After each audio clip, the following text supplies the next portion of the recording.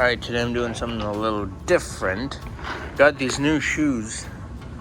The New Balance shoes. Well, and I had these before, so look at this. Yeah, look at the the shape of these. So these aren't bowling shoes, obviously, and I'm a fast bowler, so I needed something for that. So I got these instead. A lot more expensive, but you know, I haven't tried them yet. I'm gonna try them out in a second. So first thing about shoes, and it's all spiked shoes, is when you get them out of the box, make sure you tighten the spikes right away. It should come with it came with this, right? So if you open it, man, all my fingers hurt. If you've been keeping track of my community post, you know why. It comes with this thing which you can use to sort of tighten it so it goes on either side. I'm trying to look at it in the camera and it's weird. You just tighten it. I've already tightened it, but yeah, you do all of that. These are loose when they come in first, so that's very important to do because actually, let me show you. Yeah, look, this one right here, I lost one. And that's because when they first came in, I didn't know I had to tighten the spikes. And after just one use, I lost one of the spikes. Now, luckily for me, if I lose any from this, I can just take out of those and put them in here. But not everyone has an extra pair now, do they? Anyways, I'm going to try them out, put them on, and see how they feel.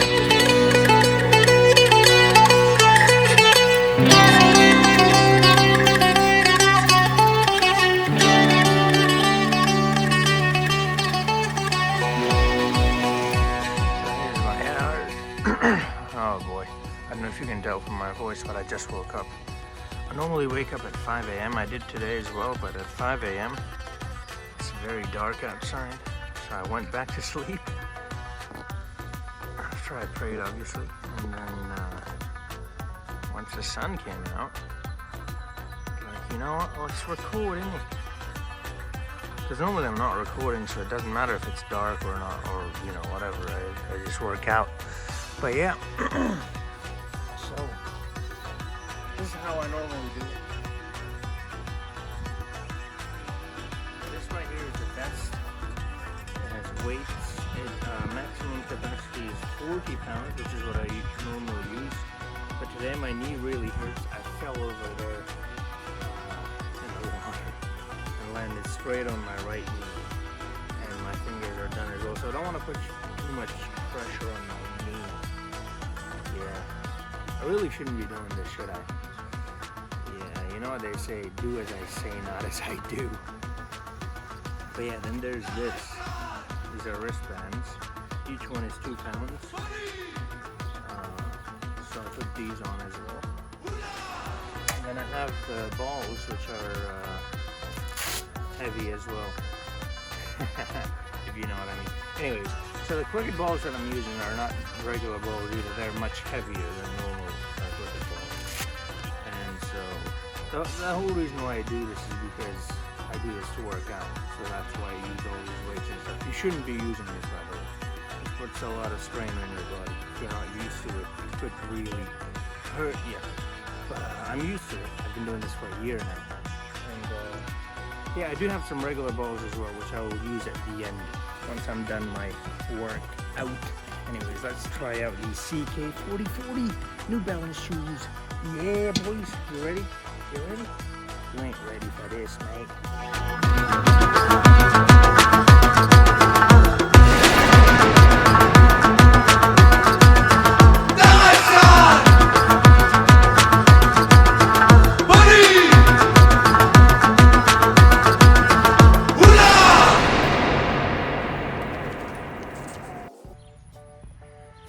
The bulls are gonna come at you. Don't be scared.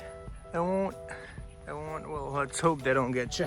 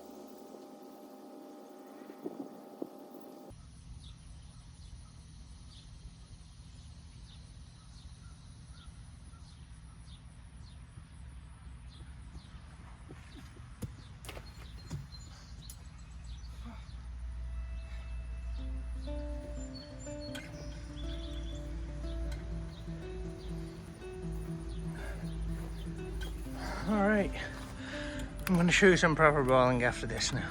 Alright. Oh, I'm going to use some actual cricket balls now without the weights.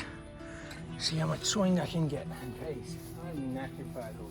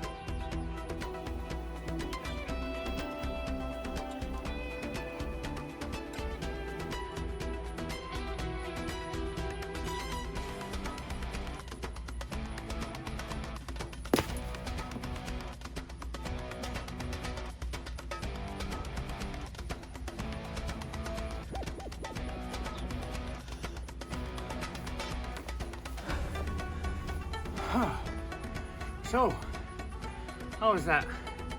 How was it? Balled about 6 overs, 5 of them with weights, this one without. The one you'll see, the others, you might just see one over. It's probably gonna be the first one, the worst one. Controlling your breathing is very important. Inhale through the nose and exhale through the mouth. It's very difficult, but if you can do it, you'll feel the difference like this, and long breaths as well.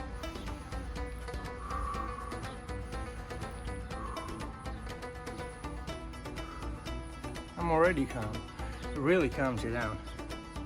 So that's very important. But yeah, about the shoes, pretty good. I'm not gonna lie. Like I said, I'm used to bowling in chapel, so anything that's not a chapel is going to be an improvement for me. I really like them though. There's something in the heel that I've noticed compared to other shoes.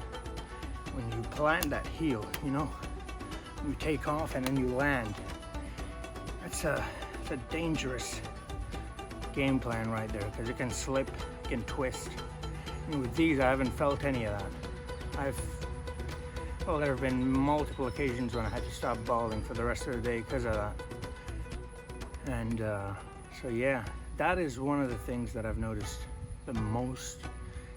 I didn't even have to think about where my heel lands and whether it's gonna twist or slip or not. I didn't even have to worry about that. Other than that, I mean, yeah, they're just shoes. There's not much to it. Obviously, shoes are not gonna make you a better bowler. You have to be skilled yourself. Let me show you a couple of tips about bowling.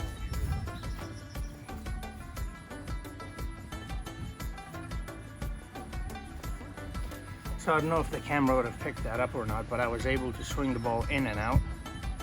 And I mean, the most common way people do it is the seam position. If the seam is like this, that's an outswinger. That's for a right-handed bowler, which I am. And if the seam is like this, it's an in-swinger. Everybody knows that.